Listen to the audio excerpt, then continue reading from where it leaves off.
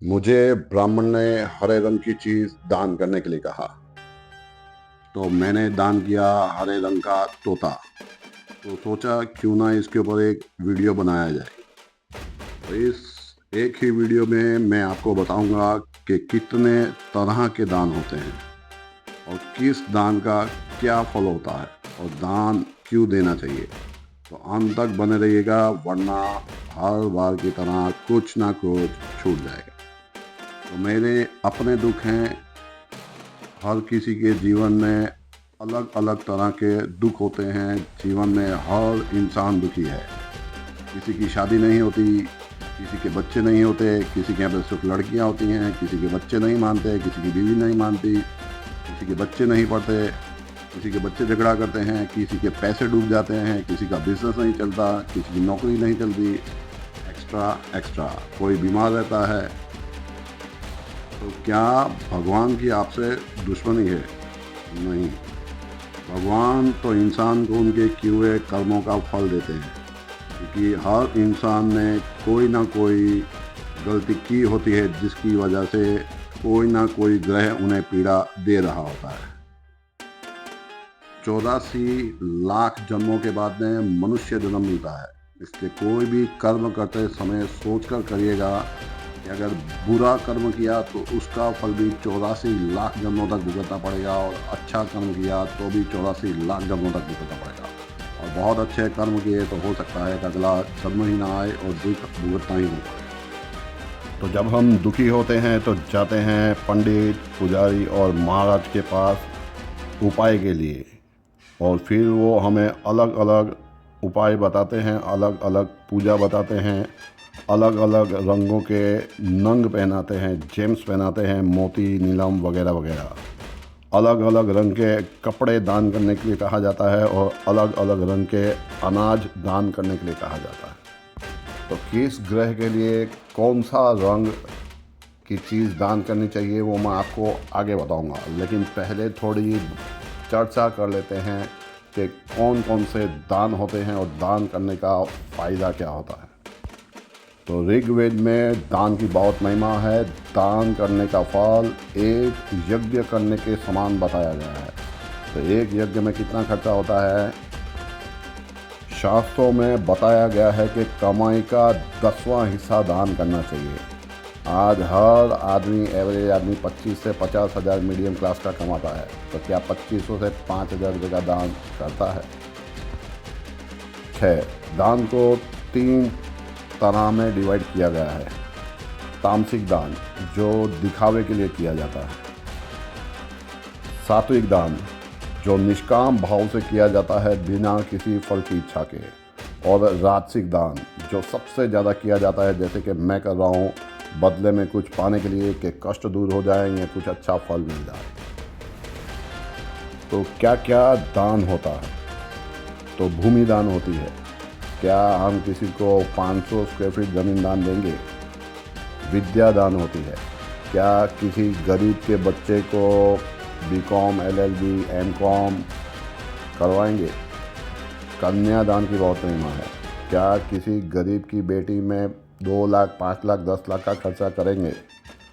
गोदान बेतरनी पार करवा देती है, लेकिन सिर्फ अगर कोई परिवारजन मर जाए तभी करते हैं। उसके सिवाय क्या जीवन में कभी गोदान किया है? अंगदान किया जाता है। लोग आंखें दान कर देते हैं, किडनी दान कर देते हैं, लेकिन क्या आपने और मैंने की है? तो बात करते हैं वो दान की जो कर सकते हैं और जो श्रेष्ठ भी है। जलदान, अभी पिलाया 2 घंटे में शरीर से निकल जाएगा। अन्नदान, अभी खिलाया कल शरीर से निकल जाएगा। दवाई का दान, क्या हम जिंदगी भर किसी की दवा का खर्चा उठा पाएंगे? आजकल हर घर में 2-3 हज़ार रुपये महीने की दवाई का खर्चा है।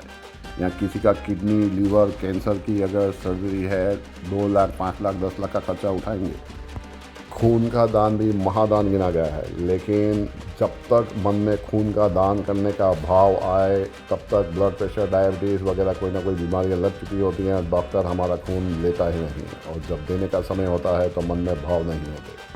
उससे भी श्रेष्ठ गिना गया है ज्ञान का दान। किसी को ज्ञान देने से उसका पूरा जीवन बदल सकता है। किसी को आध्यात्मिक दान देने से लोगों को सत्कर्म की ओर और मोक्ष की तरफ बढ़ाया जा सकता है, जो अभी मैं करने की कोशिश कर रहा हूँ। और सबसे बड़ा होता है अभय दान, यानी किसी को जीवन दान देना। क्या जीवन दान की कंपैरिजन आप अन्न दान से कर पाएंगे, जल दान से कर पाएंगे? लेकिन फिर भी हर दान उसके समय पर उत्तम होता है, लेकिन फिर भी अभय दान को श्रेष्ठ दान माना गया है। तो चलिए अब बात करते हैं कि कौन से ग्रह के लिए कौन सा रंग का दान करना चाहिए, कौन सी चीज़ें दान करनी चाहिए। तो सूर्य के लिए लाल कपड़े का दान किया जाता है। लाल चीज़ें जैसे कि गेहूँ, गुड़ और तांबे के बर्तन दान किए जाते हैं। चंद्र के लिए सफ़ेद वस्त्रों का दान किया जाता है। सफ़ेद चीज़ों का जैसे कि दूध और चावल का दान किया जाता है। मंगल के लिए लाल वस्त्र और लाल चीज़ें जैसे कि साबुत मसूर और तांबे के बर्तन और गुड़ का दान किया जाता है। बुध के लिए हरा वस्त्र, हरी सब्जियां और कांसे के बर्तनों का दान किया जाता है। गुरु के लिए पीला वस्त्र, चने की दाल, बेसन के लड्डू, गाय का घी, ये सब पीली होती इनका दान किया जाता है। शुक्र ग्रह के लिए सफ़ेद वस्त्रों का दान किया जाता है। सफ़ेद चीज़ें जैसे कि चावल और सफ़ेद मिठाई का दान किया जाता है। शनि के लिए काला कपड़ा, काली चीज़ें जैसे कि साबुत उड़द, सरसों का तेल, तिल और लोहे का सामान दान किया जाता है। राहु ग्रह से अगर पीड़ित हैं तो सतनाजा यानी 7 तरह के अनाजों का दान किया जाता है, बादाम का दान किया जाता है और नारियल का दान किया जाता है। और केतु ग्रह के लिए कंबल दान किया जाता है। काला सफ़ेद मिक्स होना चाहिए, यानी अलग अलग मिक्स रंगों वाली चीज़ें दान की जाती हैं। सतनाजा दान किया जाता है। आप चाहें तो मिक्स रंग वाले इस तरह के पक्षी भी दान कर सकते हैं। मुख्य चीज़ें हैं उस रंग का दान होना चाहिए। मेरे नज़रिए में अन्न और वस्त्र रंग दान करने से किसी को अभय दान, जीवन दान देना ज़्यादा अच्छा था। मुझे ब्राह्मण ने बताया था कि भाई आपको हरे रंग की चीज दान करनी है, और मैंने सिलेक्ट किया है हरे चीज दान करने के लिए। एक जीवन दान दूंगा मैं हरे रंग का, और जो मैंने एक पैरट लिया है जो हरे रंग का है, और आशा करता हूँ कि मेरे इस सत्कर्म से मेरे वो ग्रह मुझ पर प्रसन्न होंगे और मेरे कष्ट दूर होंगे, और आप भी ऐसे सत्कर्म करेंगे तो आपके जीवन के भी कष्ट दूर होंगे। तो इस सत्कर्म के लिए मैं जुड़ा कुरुक्षेत्र युवक मंडल से, कन्हैया भाई से, जो हर अमावस्या पर कभी मछली को छुड़ाते हैं, कभी गौ माता को छुड़ाते हैं, कभी किसी पक्षियों को जीवन दान देते हैं हर अमावस्या पर। तो आप खुद जाके भी छुड़वा सकते हैं, और अगर समय का अभाव हो तो उनसे संपर्क कर सकते हैं। वो छुड़ाएंगे और उनका वीडियो भी आप तक भिजवा देंगे। कन्हैया भाई का नंबर नीचे स्क्रीन पे चल रहा है।